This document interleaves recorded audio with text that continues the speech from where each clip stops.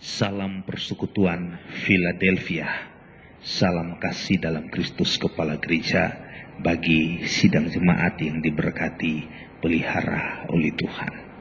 Atas cinta kasih campur tangan dan pertolongan dari Dia, Kristus yang adalah Kepala kita, maka biarlah segala puji, hormat, juta syukur dan terima kasih kita peruntukkan persembahkan hanya bagi Dia. Ancaman yang terjadi semakin hari semakin berat, semakin prihatin. Bukan hanya mengancam ekonomi kita, tetapi yang paling penting adalah mengancam nyawa kita. Virus corona, ancaman bagi iman kekristenan masa kini. Tidak sedikit dari kehidupan Kristen kita yang mengalami kekhawatiran, ketakutan, kebimbangan, keraguan, dan segala macam perasaan yang tidak enak terjadi atas hidup kita. Itu sebabnya saudara, saya mengajak kita mendengarkan kebenaran firman merupakan kebutuhan hidup kita agar kita semakin kuat menghadapi tantangan yang semakin berat ini saudara. Mari kita membaca bersama, membuka di dalam Alkitab kita masing-masing pada Wahyu Pasal 3 ayat 20. Apa kata firman di sana? Perhatikan. Lihat, aku berdiri di muka pintu dan mengetuk. Jikalau ada orang yang mendengar suaraku dan membukakan pintu, aku akan masuk mendapatkannya, dan aku makan bersama-sama dengan dia, dan ia bersama-sama dengan aku. Puji Tuhan. Ini suatu perkataan yang cukup dan sangat menjamin kehidupan kita. Kita tahu semua apa hasilnya kalau Tuhan Yesus itu masuk di dalam rumah kita saudara. Paling tidak ayat mengatakan di situ dia ingin makan bersama-sama dengan kita. Tapi bagaimana dengan kondisi kita saat ini, hari-hari ini? Apa yang terjadi? Apakah cukup dengan makan merupakan suatu jaminan untuk melihat persoalan yang sedang terjadi hari-hari ini saudara? Apakah cukup dengan makan kita bisa kuat menghadapi masalah yang terjadi hari-hari ini saudara? Mari kita lihat.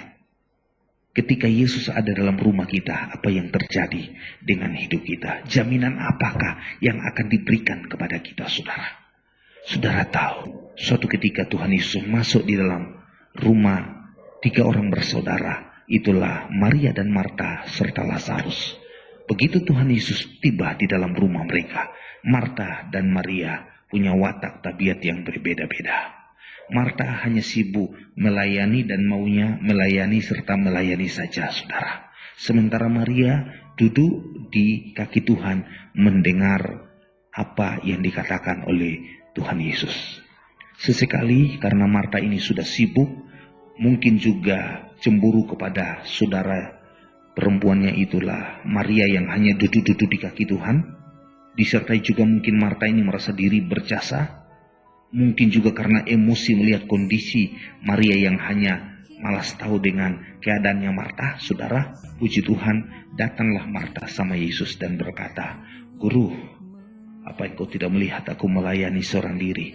Suruhlah Maria membantuku untuk melayani." Dengan harapan Tuhan Yesus bisa membela Marta dan memarahi Maria, ataupun mungkin paling tidak menyuruh Maria untuk membantu Marta. Tapi ternyata apa yang diharapkan oleh Marta sangat berbeda. Saudara, justru sebaliknya Tuhan Yesus berkata kepada Marta, "Marta, Marta, engkau khawatir dan menyusahkan diri dengan banyak perkara." Inilah kehidupan orang yang hanya sibuk melayani dan melayani, tidak suka mendengar firman. Justru ditegur oleh Tuhan Yesus, khawatir dan susah diri dengan banyak perkara. Bagaimana dengan hidup kita? Apakah hidup kita hanya dikuasai oleh kekhawatiran dan menyusahkan diri dengan perkara ini, perkara itu, perkara sana? Begitu mendengar suatu berita kita sudah mulai resah, gelisah, takut dan segala macam. Saudara, ini adalah bukti kita tidak suka mendengar firman. Tuhan Yesus ngomong kepada Marta bahwa engkau khawatir dan susah diri dengan banyak perkara. Bukan yang diharapkan Marta semacam itu saudara. Tapi ternyata yang didapat seperti itu. Sebaliknya Tuhan Yesus membela Maria dengan mengatakan, hanya satu, Maria telah memilih bagian yang terbaik, yang tidak dapat diambil oleh siapapun dari hidupnya. Andai kata kalau Marta juga duduk mendengar firman, Marta juga mendapat bagian yang terbaik seperti apa yang diperoleh Maria, saudara. Tapi ternyata berbeda. Apa hasilnya? Saudara, kalau Tuhan Yesus ada dalam rumah kita, dia ingin makan bersama dengan kita, tapi paling tidak Maria sudah duduk di kaki Tuhan. Dan inilah kerinduan Tuhan. Kalau dia masuk dalam rumah kita, kita harus mendengar firman. Kita harus duduk di kaki Tuhan untuk menerima firman. Tujuan kita mendengar firman. Roma 10:17 berkata, firman menimbulkan iman, saudara. Jadi firman Tuhan yang kita terima, yang kita dengar, agar iman kita bertumbuh. Ketika masalah itu terjadi, kita tidak ragu, bimbang, putus asa, hilang harapan. Tapi justru kita percaya bahwa di dalam firman ada pertolongan. Sesekali cerita kelanjutannya bahwa saudara laki-laki dari kedua orang ini telah meninggal. Tuhan Yesus tahu. Tapi Tuhan Yesus sengaja untuk tidak datang tepat waktunya. Namun sampai sudah 4 hari Lazarus sudah dikubur dan sudah busuk di dalam kubur. Karena sudah 4 hari, saudara. Baru datanglah Tuhan Yesus. Dijemput oleh kedua orang, Marta dan Maria, dengan cara yang berbeda, dengan sikap yang berbeda. Marta dahulu menjemput Tuhan Yesus dan berkata, apakah engkau mampu untuk membangkitkan dia? Dan Tuhan Yesus berkata, bukankah aku kebangkitan dan hidup? Puji Tuhan. Inilah Marta, ragu terhadap pertolongan Tuhan karena tidak suka mendengar firman Tuhan. Berbeda dengan ketika Maria datang bertemu dengan Tuhan Yesus. Sikap Maria tersungkur dengan sungguh-sungguh rendah hati di hadapan Tuhan, sambil berkata dengan suatu perkataan yang benar-benar meyakinkan, saudara, bahwa Guru, andai kata engkau ada di sini, saudaraku itu Lazarus tidak akan mati. Dia yakin, bahkan dia menaruh harap dengan seyakin-yakinnya kepada Yesus, bahwa di dalam Yesus pasti ada kehidupan. Puji Tuhan.